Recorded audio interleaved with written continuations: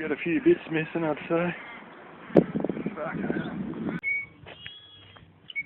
Oh, we got about 2.5 mil rain last night. It had a hell of a blooming thunderstorm. I think it's the probably the first thunderstorm, proper one, that the cats have ever seen. And I went out there to see how they were, and they were more looking up in intrigue than fear at all the thunder.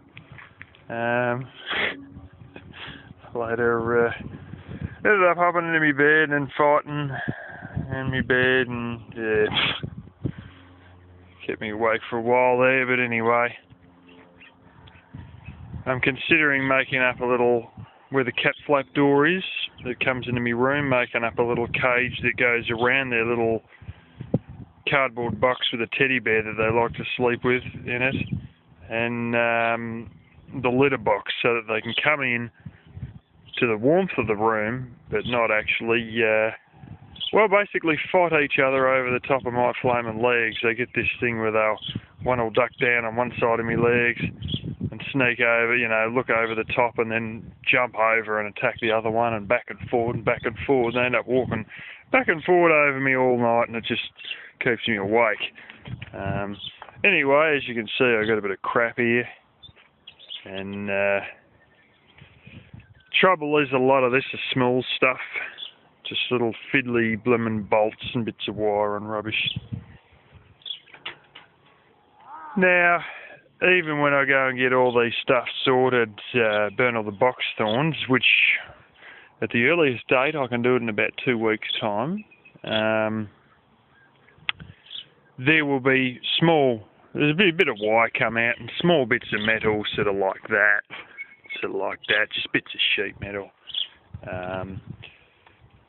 In all of this, there's a lot of holes in the trailer, so if I put all this in the trailer and took it in after winter, it's likely the whole lot will just fall through the actual tray onto the road. And the guy who came and picked up the old Peugeot and the Skyline wagon a little while ago, he will drop off drums, like I'm talking, 44 gallon, 55 gallon as they call them in the States, drums, and basically I can throw my stuff in those, so I might get him to do that and just chuck the stuff in there. Saves me a trip in and saves me dropping a whole heap of wire and rubbish on the road, so it's likely to be the case. I was going to go and buy some mesh. I can get ones that are 1200 by 2000, 1.2 metres by 2 metres of mesh that'd be good as tree guards. That plan may be diverted slightly because, it's getting cooler and whatnot, and a lot of things with off-grid, you got to see this crap before it happens. You got to read the seasons before they're on top of you, and you don't have any firewood, and the snow's starting to come down or whatever. So, reading things, I've got to get a pump for this that does warm water, so I can have warm showers in the winter. This is quite alright, but the pump last year was a Chinese piece of shit, and it was basically the failing point. And the bloke who told me that, it couldn't be done, and he's spent blimmin' 30 years with pumps, blah, blah, blah, couldn't get a submersible. Well, brother-in-law pointed something out. You don't really need a submersible. All you need, and I've seen this a million times over, is one that draws through a pipe, and one that has a little bit of suction. And I said, well, the trouble is, if I have a pipe down here and it comes out up there, I might need to prime it every time if it sucks air back through. And he said, well, you can have a tap at the back or even at the front just to turn it off so it doesn't lose all the water. And then he said, you know what, you can actually have something better. You have a pipe that goes from down here somewhere, right up, through the wall, back down again, and at about the same height inside as to what it is in the tank. And then he said, and then you got no troubles. Once you have your initial prime, and that might be a bit of a you know, a thing to try and get water in there. Like, they usually got a little opening and you open it up and you pour water in through, which may be an issue if you got one that goes right through, but there's ways and means around that as well, and that is to actually pull it out and fill the pipe with water with a jug and then drop it in, and with a bit of luck it'll maintain all the water in there, and you turn it on and off you go. And all you need is one that does warmish water. And all this stuff of, you know, the motor getting too hot, blah, blah, blah, all this bullshit, all this bloke had been doing it for 30 years and told me it'd be hard to do. I felt like saying, look, I know they engineer pumps for bloody everything. You can't tell me this can't be done. And, you know, I'm going to go back to him and say, well, what about this idea my brother-in-law had? He had a lot of customers. I think it was a Friday afternoon, and sort of he was trying to use what he had already on the shelf without me, you know, without having to order new stuff in. And I think that may have been a bit of the case of the situation. But I'll ask him about that, because I'm pretty certain that, you know, he went through the different ones. There's ones that will only do to 60 degrees Celsius, and there's other ones that do from 60 to 80 degrees, and then there's others that do from 80 degrees to 100 degrees, and there's different rubbers used as O-rings. Like, you know, the rubbers are made out of different material, different kinds of rubbers that can handle high temperature. So I'm going to ask him about all that, and hopefully I'll get him on a day where he's not rushed. I might try a flaming Monday afternoon or something like that, and see how we go. But I do want to get this firing and prioritise money on this, so that we got hot water for the winter, or at least hot showers. And if he's got to order something in, as opposed to just try and give me something off the shelf, I sort of wanted one that was a submersible pump that could handle warm water at the same time. And the thing was that he didn't really have, you know, the spot-on one, and I sort of wanted a bit of a dual one. I don't believe it. I can see a flipping mouse. There you go. You might have seen him. He jumped back under the box thorn. But anyway, you know, if I tell him, look, you know, order in the right thing as opposed to just get me something now, I should get the right thing, even if I've got to wait a week or two.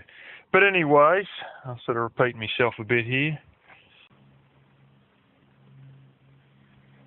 Tiddly Tats here, rather intrigued by the old rabbit hole. Both of them have gone down and have a look, but don't get down too far. Now, right, Tiddly Tats. You love playing around here, don't you, honey? Come on, go back down the hole.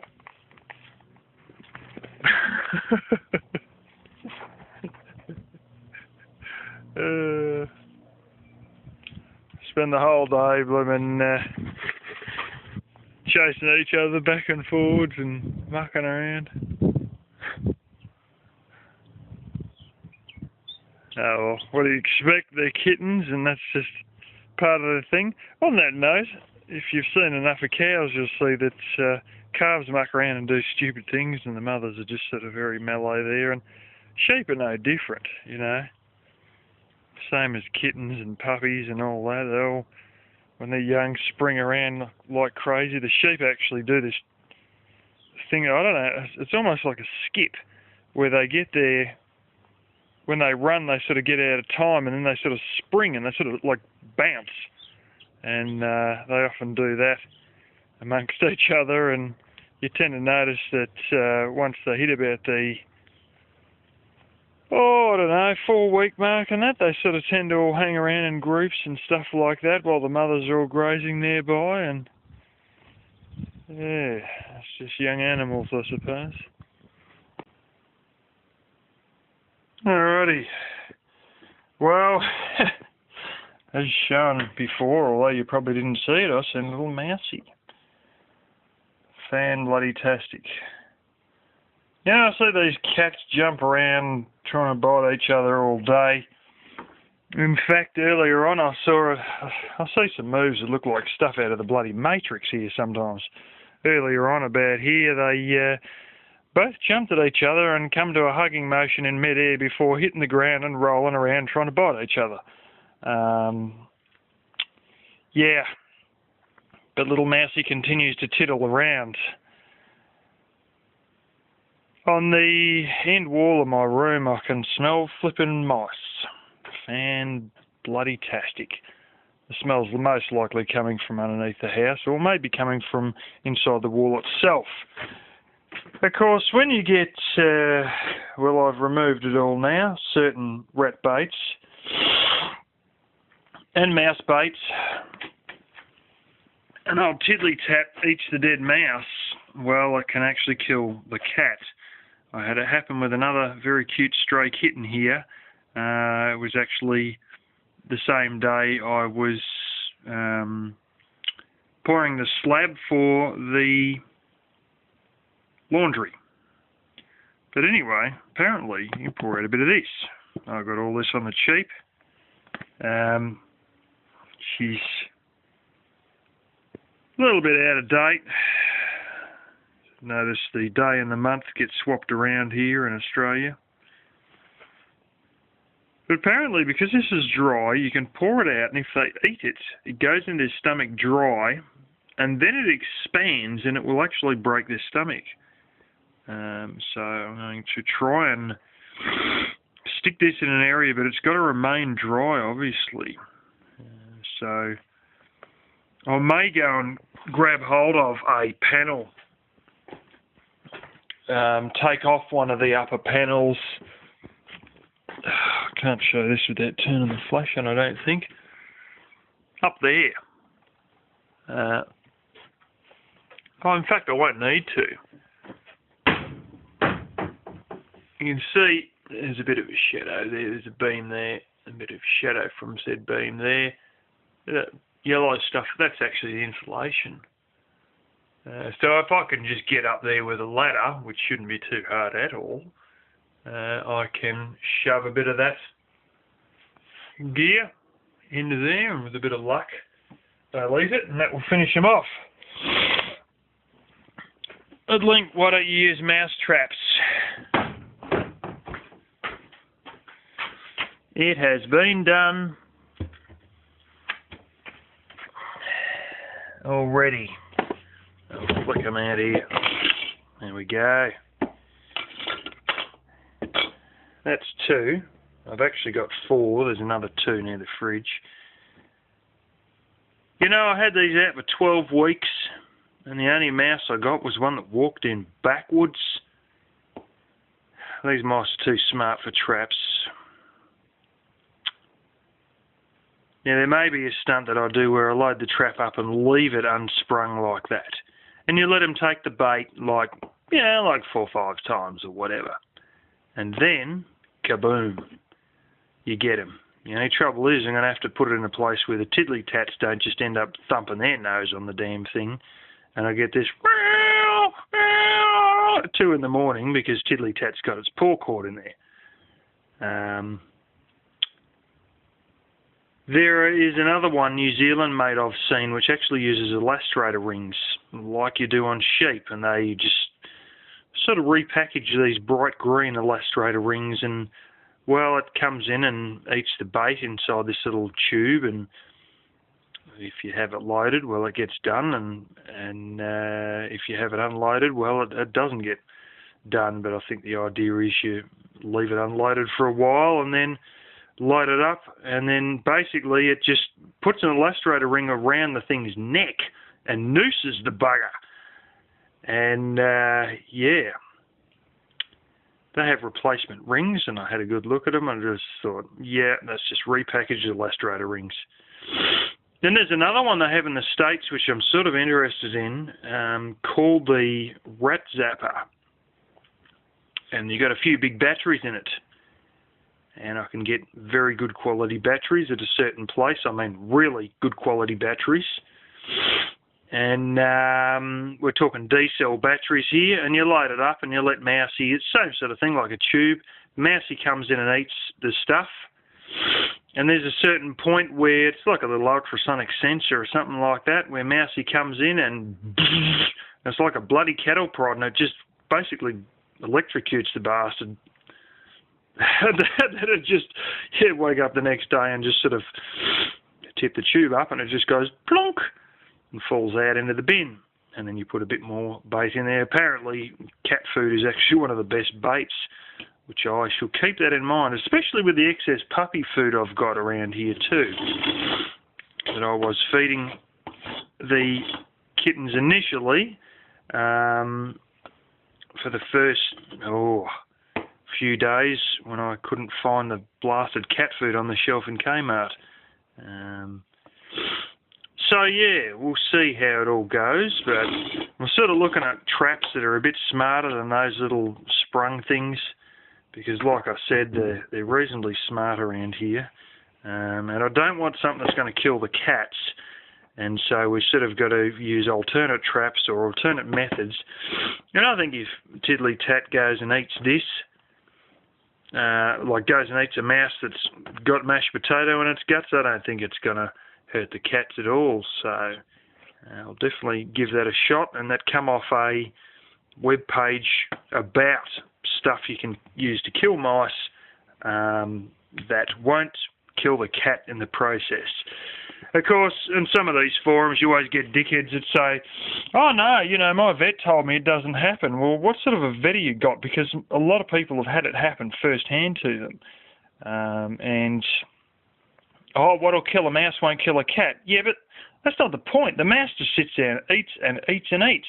When I was working at the battery hen farm, you used to have the bait traps and you'd give them a kick and the mice would go running out. And sometimes you'd open it up and there'd be a mouse in there drugged to the eyeballs on this stuff. Its shit was the same colour as the flaming bait. You'd pick it up by its neck and it'd just look at you dopily and not even try and bite you or anything.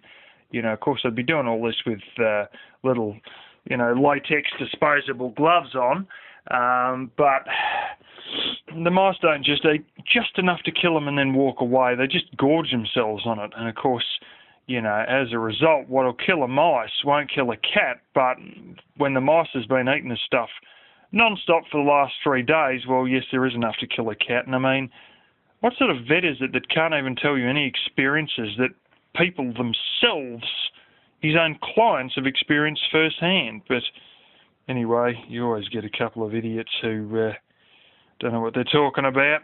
But yeah, I'll give this a shot and see how we go.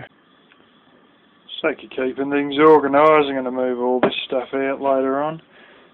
But anyway, I got all the wood in. Some funny shaped bits in here, but anyway. Try to stack the peppercorn up against the back here, so I can sort of more immediately get to all the pine and sort of try and use the peppercorn last, with the idea that it's probably not completely dried, whereas this has been dead for a number of years.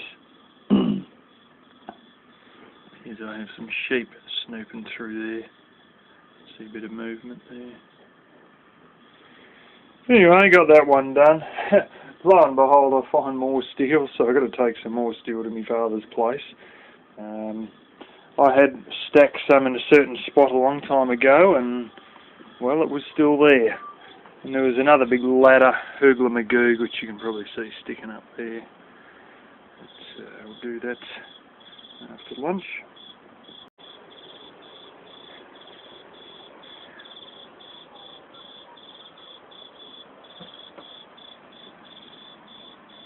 You got him, buddy. It's crickets, as I've shown before, and even some grasshoppers getting around, and these two have an immense amount of fun chasing them, and if there's a cockroach that comes out from the wood, they'll pick it up and put it somewhere and watch it walk and poke it. See if it walks in another direction when they poke it, and that kitty there was just eating the flaming cricket. So, yeah. I have had ideas of,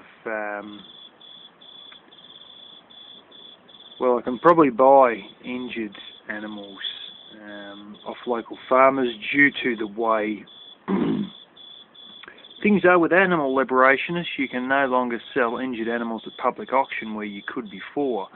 And I've seen one that went exceedingly cheap that had a hernia. And now you can no longer sell them. I can probably get animals that would have otherwise just been destroyed for flaming peanuts. So these two may end up with a real sheep meat diet one day. We will see, but it won't be any of my sheep that get the chop. It'll be ones with hernias, ones that are gone blind, and maybe ones with badly broken legs and things of that nature. What do you reckon, buddy? You eat some real meat or what? Might end up eating a few chickens too, eh, buddy? What do you reckon about that, eh?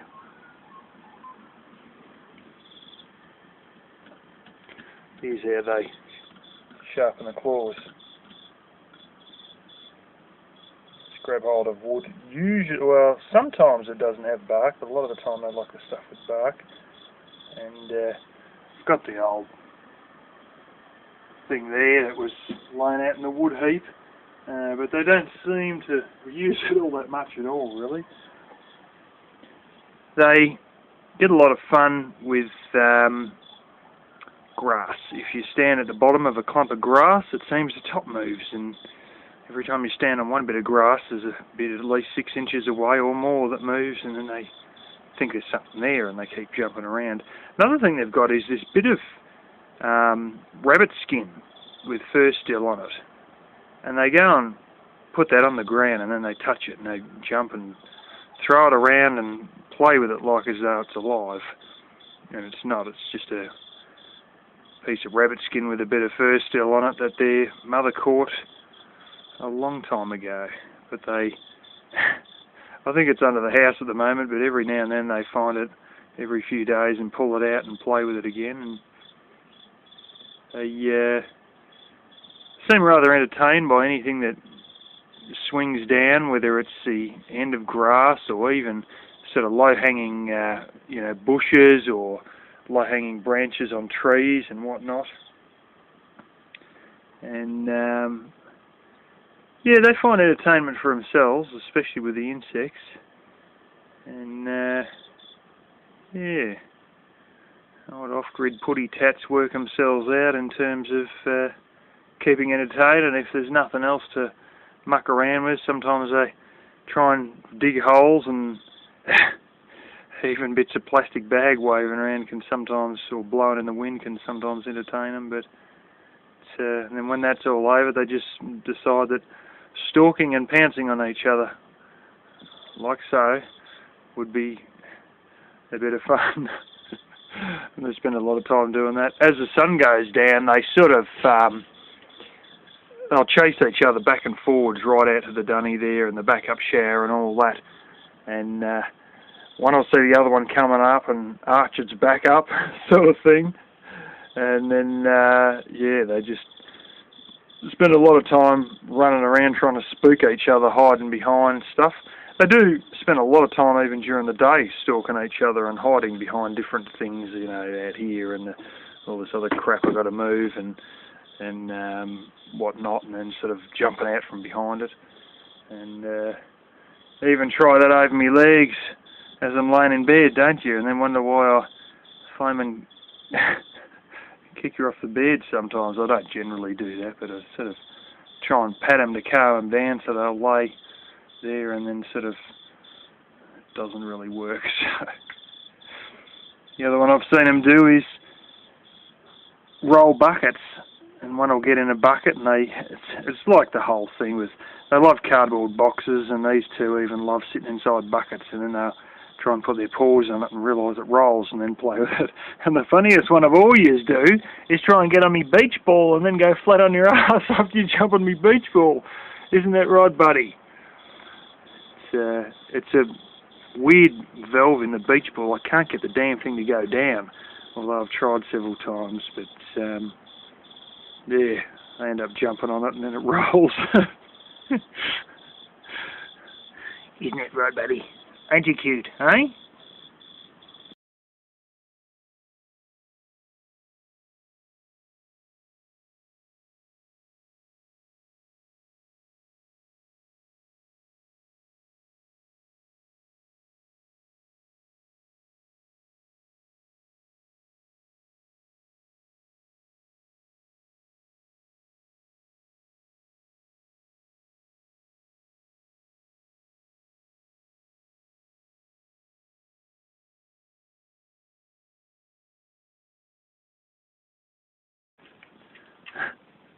What you doing, baby? Hey? There's a little boy here is about 2 weeks old, I think. Are you, buddy? This is the one that's grandmother hung around a lot, and he's very friendly, and usually we can pet her, can't we? Hey? That's a little lammy down there. I think he's about 2 weeks old. You still see there's still a bit of a grey in the fur and all that. That's old, like more or less bits of the placenta or the yellow goop you might have seen in the ones that I showed before. I don't know how the resolution was with the twins I was just showing, but it's a friendly little tyke compared to most. Ain't you, buddy? Hey? Hey?